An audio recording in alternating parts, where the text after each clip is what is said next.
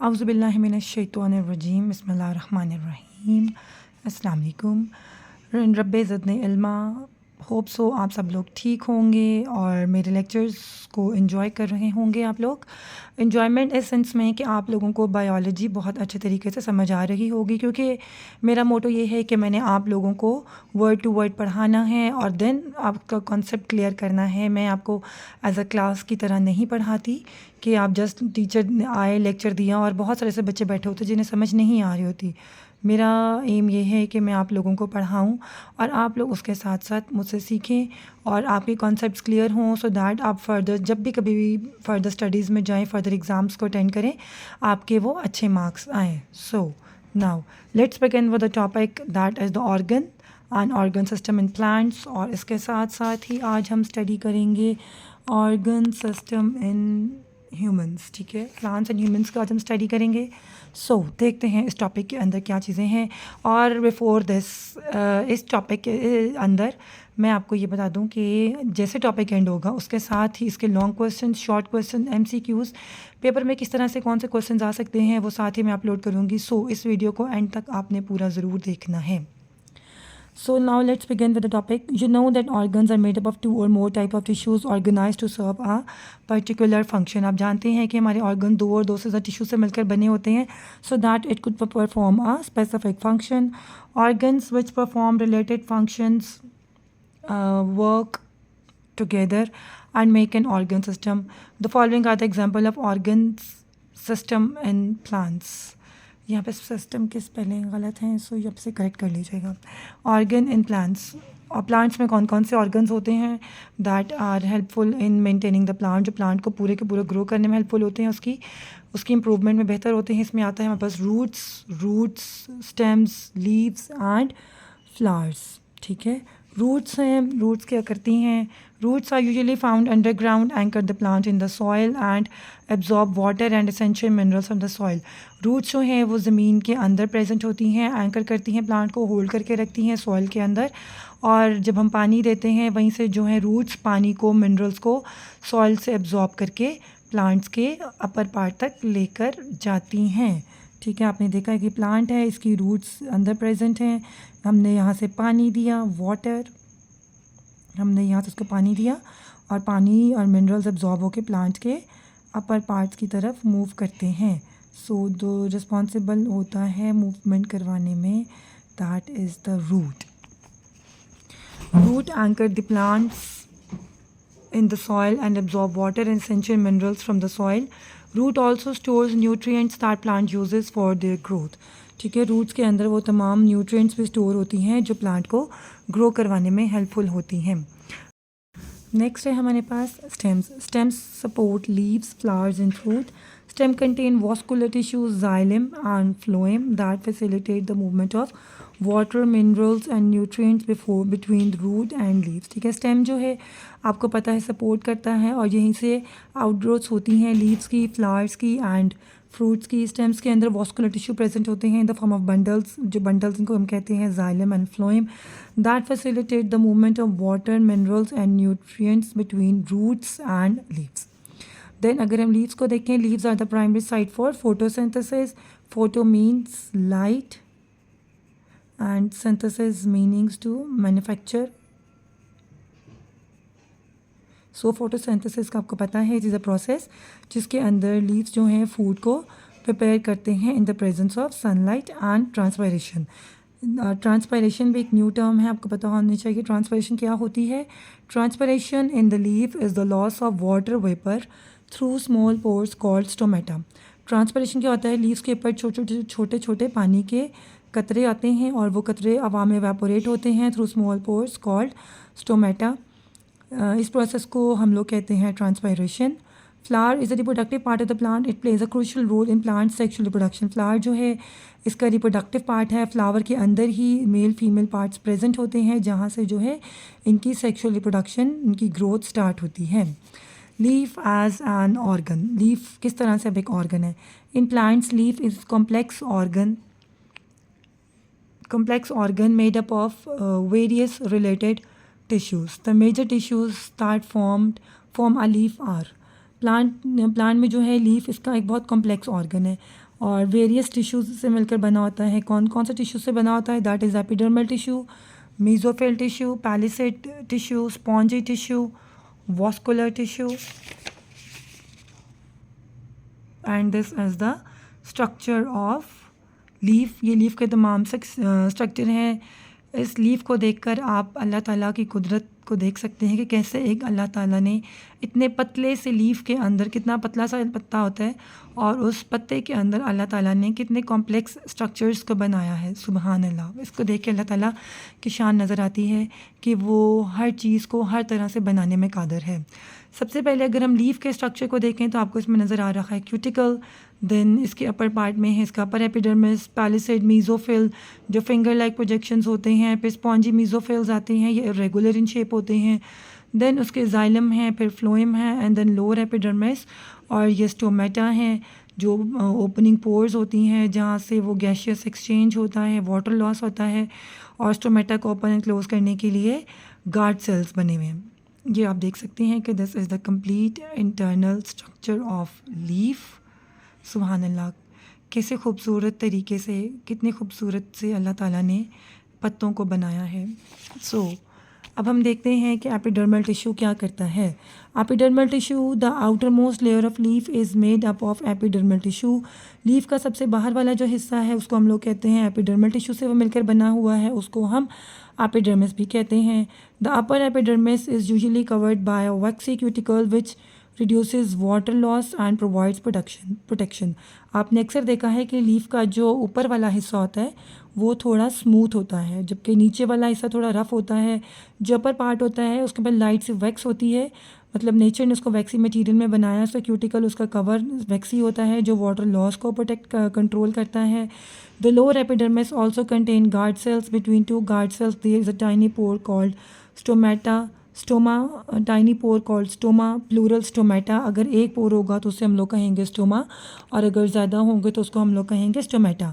Stomata control gas exchange and loss of water vapour.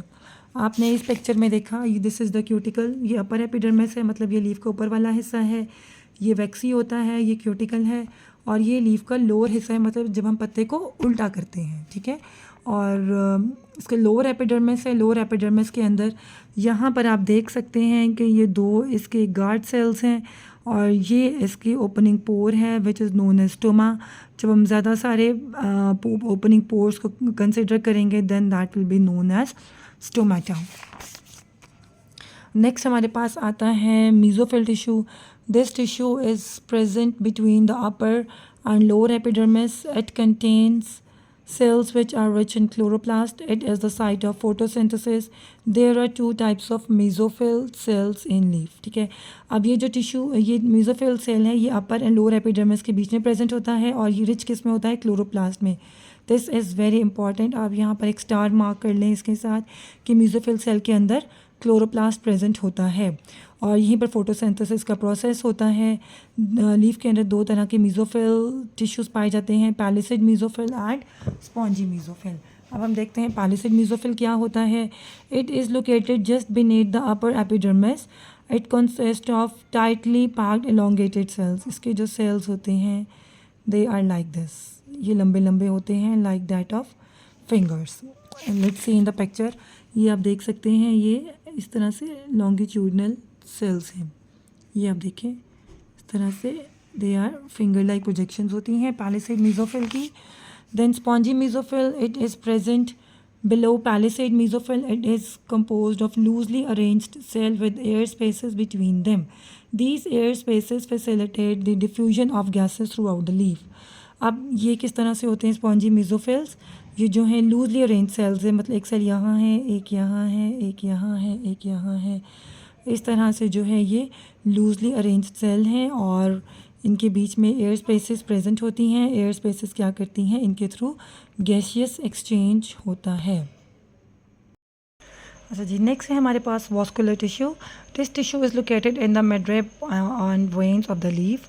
Midrib कहाँ पर होता है? ये आप देख सकते हैं कि ये लीफ है. लीफ का जो ये सेंटर वाला पार्ट है इसको हम लोग मिडरिब कहते हैं, और मिडरिब से जो डिफरेंट प्रोजेक्शंस अराइज होती हैं. This tissue is located in the midrib and the veins of the leaf. ये मिडरिब और लीव्स की वेव में प्रेजेंट होता है। It is called complex tissue because it consist of 2 tissues. इसके अंदर 2 टिश्यूज़ प्रेजेंट होते हैं, xylem tissue and the phloem tissue. जो जाइलम टिश्यू होता है that is responsible for carrying water and minerals from the stem to the leaf cell. Xylem tissue जो है stem से लेकर लीफ तक जो है वो वाटर मिनरल को लेकर जाता है, जबकि फ्लोएम टिश्यू जो है वो ट्रांसपोर्ट करता है फोटोसिंथेसिस को from leaf cells to the phloem of the stems. Next है हमारे पास, ये बस लीफ के पिक्चर है। उस पिक्चर में भी आप देख सकते हैं the central part is known as the midrib, और मिडरिब से जो है डिफरेंट वेन्स अराइज होती हैं, इन सब के अंदर वास्कुलर टिश्यूज प्रेजेंट होते हैं। अब हमारे पास आता है ऑर्गन सिस्टम इन प्लांट्स, ठीक है।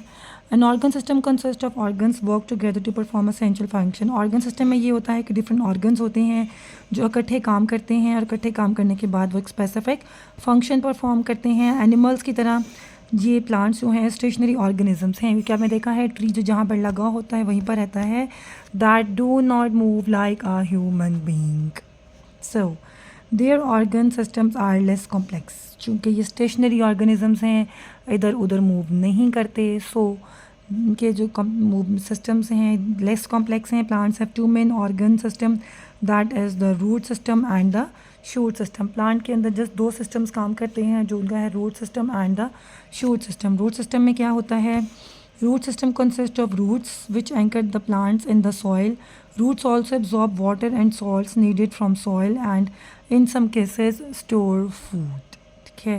जबकि शूट सिस्टम के अंदर क्या होता है, रूट सिस्टम के अंदर जस्ट रूट्स आती हैं और वो एब्जॉर्ब वाटर को और डिफरेंट चीज़ों को एब्जॉर्ब करने में हेल्पफुल होता है। जबकि शूट सिस्टम में आता है हमारे पास उसकी stems, branches, leaves and flowers and fruits formed from flowers. These organs work to enable the process like photosynthesis and reproduction, ठीक है। आपको पता है फ्लावर के अंदर उसके male and female parts present होते हैं, एंड जो लीव्स के अंदर फोटोसिंथेसिस का प्रोसेस होता है, so they are responsible in maintaining the life of the whole plant. So यहाँ पर हमारा topic organ system in plants complete हुआ। होप सो आपको ये बहुत अच्छा समझ आ गया होगा। कोई ऐसा पॉइंट आपको समझ नहीं आया, यू कैन टेक्स्ट अस। सो अब हम स्टार्ट करते हैं with the topic organ and organ system in humans, ठीक है। अब हम चेक करते हैं कि ह्यूमन बींग्स के अंदर कौन कौन से ऑर्गन और कौन कौन सिस्टम वर्क करते हैं। Organs in human body, various organs are present in human body each with specific functions. Here are few most important organs: heart, lungs, brain, liver, kidney, stomach, intestine and pancreas, ठीक है। ये तमाम important functions हैं, important organs हैं जो बहुत important functions perform करते हैं। एक्सेप्ट दिस और भी बहुत सारे इंपॉर्टेंट ऑर्गन्स हैं जो डिफरेंट फंक्शंस को परफॉर्म करते हैं। So now let's start with the heart is a muscular organ that pumps blood throughout the body. It is essential for delivering oxygen and nutrients to cell and removing waste products. Heart जो है एक muscular organ है और ये pump करता है blood को, पूरी बॉडी में ब्लड को पंप करता है, and it is essential for delivering oxygen and nutrients to cells and removing waste products, ठीक है। नेक्स्ट हमारे पास आता है lungs. Lungs is responsible for breathing. Lungs के थ्रू हम सांस लेते हैं। It facilitate the exchange of oxygen and carbon dioxide between the body and the environment, ठीक है। गैसेस एक्सचेंज होती है थ्रू लंग्स होती है। ऑक्सीजन हम लोग इनटेक करते हैं एंड कार्बन डाइऑक्साइड हम लोग एक्सहेल आउट करते हैं। Brain is the control centre of the body. It is responsible for coordination among other organs, thinking and decision making. Brain जो है हमारा कंट्रोल सेंटर है बॉडी का, जो हमारी ऑर्गन्स को भी कंट्रोल करता है, हमारे थिंकिंग को भी और हमारे डिसीजन मेकिंग मेमोरी को भी कंट्रोल करता है। देन हमारे पास आता है liver. Liver performs many vital functions including filtering the blood, producing bile and storing glucose. Liver का बहुत इंपॉर्टेंट रोल है। अगर लिवर बॉडी में ख़त्म हो जाए तो इंसान की डेथ हो जाती है। सो अगर लिवर प्रॉपर काम नहीं करता तो लिवर की ट्रांसप्लांटेशन भी पॉसिबल है। अब लिवर जो है ब्लड को फिल्टर करता है, बाइल प्रोड्यूस करता है और ग्लूकोज को स्टोर करता है। Similarly kidneys are responsible for filtering waste. अगर हमारी बॉडी से वेस्ट मटीरियल नहीं निकलेगा तो हमारी बॉडी के अंदर टॉक्सिसिटी ज़्यादा हो जाएगी और ह्यूमन बींग की ऑल्टरनेटिव डेथ हो जाएगी। सो किडनी का बहुत इंपॉर्टेंट रोल है। ये ब्लड प्रोडक्ट्स को और यूरिन को जो है बॉडी से रिमूव करता है। Stomach is a muscular organ that breaks down food using digestive enzymes. Without stomach no life can exist, क्योंकि स्टमक जो है फूड को ब्रेक डाउन करता है और हमें एनर्जी प्रोवाइड करता है। Intestine का long tubular organ that digest food and absorb nutrients from the digested food. Nutrients को और डाइजेस्टेड फूड को एब्जॉर्ब करता है. देन आता है हमारे पास pancreas produce digestive enzyme. It also produce hormone such as insulin and glucagon. Pancreas का बहुत इंपॉर्टेंट रोल है बॉडी के अंदर. नेक्स्ट हमारे पास हम लोग डिटेल में जिसको स्टडी करेंगे that is the stomach as an organ. Stomach is an important organ of the digestive system. It is responsible for partial digestion of proteins. It stores food. It is composed of following tissues. Stomach बहुत important organ है digestive system का. और आपको पता है कि जितना भी हम खाना खाते हैं either they are protein, they are fat, they are carbs, कोई भी है वो तमाम का तमाम जो है ये स्टमक से इनकी डिसइंटीग्रेशन, इनकी डाइजेशन, इनकी ब्रेकडाउन स्टार्ट होती है और डिफरेंट पार्ट्स के अंदर जाके वो कम्प्लीटली डिज़ोल्व हो जाते हैं एंड गिव्स अस एनर्जी. सो जो स्टमक है हमारा किन किन टिश्यूज़ से मिलकर बना हुआ है. Let's study them in detail. First हमारे पास आता है एपिथेलियल टिश्यू. देन है हमारे पास connective tissue, muscle tissue and outer connective tissue. ठीक है, अगर हम लोग इसकी डायग्राम को देखें तो आप यहाँ से देख सकते हैं जो सबसे इंटरनल इसकी लाइनिंग है इसको हम लोग कहते हैं एपिथेलियल टिश्यू. और एपिथेलियल टिश्यू को जब हम माइक्रोस्कोप में देखते हैं तो it is a long finger like projections. जिस तरह से वेलवेट का कपड़ा होता है उसके बाद छोटे छोटे बाल होते हैं, इसी तरह छोटे छोटे फाइन हेयर्स इन एपिथेलियल टिश्यू के अंदर प्रेजेंट होते हैं. देन इसके बाद जो लेयर आती है हमारे पास that is the connective tissue, जो मस्कुलर टिश्यू होता है जो हेल्प करता है स्टमक की पेरिस्टाल्टिक मूवमेंट में. देन इसके पास इसके मसल्स हैं, इसके अपने मस्कुलर टिश्यूज़ आते हैं. देन इसका अपना कनेक्टिव टिश्यू है जो उसको दूसरे ऑर्गन्स के साथ कनेक्ट करता है. कनेक्टिव टिश्यू पहले हम लोगों ने पढ़ा एपिथेलियल टिश्यू. ठीक है, अब हम एपिथेलियल टिश्यू को स्टडी करते हैं. The inner wall is made up of epithelial tissue. It is glandular in nature and secrete mucus. जो हमारा एपिथेलियल टिश्यू है ये जो हमारा एपिथेलियल टिश्यू है ये बेसिकली इसके अंदर ग्लैंड्स प्रेजेंट होते हैं. अगर आप इसकी सरफेस को गौर से देखें इसके अंदर डिफरेंट ग्लैंड्स हैं जो डिफरेंट स्क्रीशन स्क्रीट करते हैं और यही स्क्रीशंस जो हैं फूड को डाइजेस्ट करने में हेल्पफुल होते हैं. इन केस अगर इसके अंदर एसिडिटी ज़्यादा हो जाए तो इसकी वॉल्स के अंदर सम टाइम ज़ख़म भी हो जाते हैं. That leads to ulcer. The mucus lines the inner wall and protect it from acid. This tissue also secretes gastric juice that contain enzymes pepsinogen for protein digestion and hydrochloric acid for activating pepsinogen to pepsin enzyme. ठीक है, ये जो हमारी internal lining है ये mucus, stomach की जो internal lining है ये म्यूकस को स्क्रीट करती है. और जब ये स्क्रीट करती है तो ये इसमें से गैस्ट्रिक जूस रिलीज़ होता है.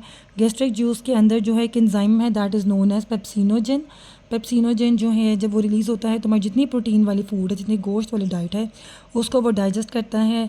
और पेप्सिनोजन को बनाने के लिए HCl आता है. HCl एक्टिवेट करता है पेप्सिनोजन को कि पेप्सिनोजन आए और प्रोटीन वाली पेप्सिन एंजाइम को रिलीज़ करे.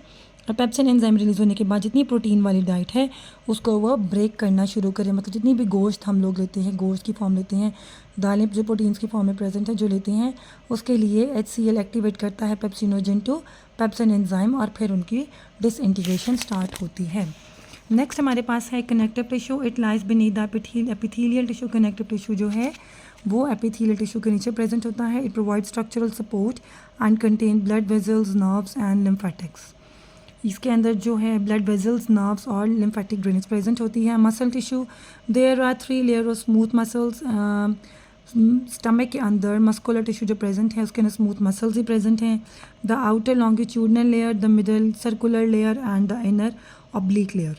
These muscles contract and relax to mix food and gastric juice. जो ये 3 मसल्स हैं, स्मूथ मसल्स की आगे 3 टाइप्स हैं जिसमें हमारे पास आता है longitudinal layer, middle circular layer and inner oblique layer. ये तीनों के तीनों क्या करते हैं आपस में एट अ टाइम कॉन्ट्रैक्ट करते हैं और फिर वो रिलैक्स होता है. कॉन्ट्रैक्ट होता है एंड रिलैक्स होता है. ये कॉन्ट्रैक्शन और रिलैक्सेशन क्या करती है, फूड को अलाउ करती है कि वो मटेरियल के साथ, गैस्ट्रिक जूस के साथ मिक्स हो जाए एंड ईजीली वो स्लोली ब्रेक होकर फिर हमारे स्टमक से आगे इंटेस्टाइन्स की तरफ मूव करता है. यहाँ पर अगर आप देखें तो ये हमारा स्टमक है, दिस इज़ द लिवर, और ये स्मॉल इंटेस्टाइन है, this is the large intestine. Stomach से होता हुआ फूड स्मॉल इंटेस्टाइन में जाता है एंड देन लार्ज इंटेस्टाइन से रिमूव होकर बॉडी से बाहर एक्सपेल आउट होता है। सो ये तो था हमारा टॉपिक जिसमें हम लोगों ने डिटेल में स्टडी किया कि स्टमक एक ऑर्गन है और किस तरह से वो वर्क करता है। यहाँ तक होप सो आपको हमारा लेक्चर काफ़ी इंटरेस्टिंग लगा होगा। इस लेक्चर के अंदर कोई पॉइंट आपको नहीं समझ आया तो आप हमें मैसेज करके पूछ सकते हैं। Next is organ system in human body. Human body के अंदर कौन कौन सा सिस्टम प्रेजेंट है? इसमें आता है skeletal system, digestive system, respiratory system, muscular system, nervous system and blood circulatory system. Quick review में हम इसको देख लेते हैं कि स्केलेटल सिस्टम जो है ये हमारा पूरा बोन्स का स्ट्रक्चर होता है। डाइजेस्टिव सिस्टम जो है हमारा खाना किस तरह डाइजेस्ट होगा, कौन कौन से ऑर्गन से गुजरता है। रेस्पिरेटरी सिस्टम में आता है कि हम लोग सांस कैसे लेते हैं, कैसे गैसेस एक्सचेंज होती हैं। मस्कुलर सिस्टम में आता है बॉडी में मसल्स कहाँ कहाँ प्रेजेंट हैं, कैसे ये वर्क करते हैं। नर्वस सिस्टम में आता है हमारा ब्रेन एंड स्पाइनल कॉर्ड, किस तरह पूरी बॉडी को कंट्रोल करता है। And finally the circulatory system के अंदर आता है कि किस तरह पूरी ब्लड की जो वह आर्टरीज़ हैं, किस तरह हार्ट पंप करता है और पूरे बॉडी को ब्लड सर्कुलेट करता है। सो यहाँ पर हमारा जो ये टॉपिक एंड हुआ। होप सो आपको ये टॉपिक पहले की तरह काफ़ी इंटरेस्टिंग लगा होगा। If you want any Curie you can message us in comment box.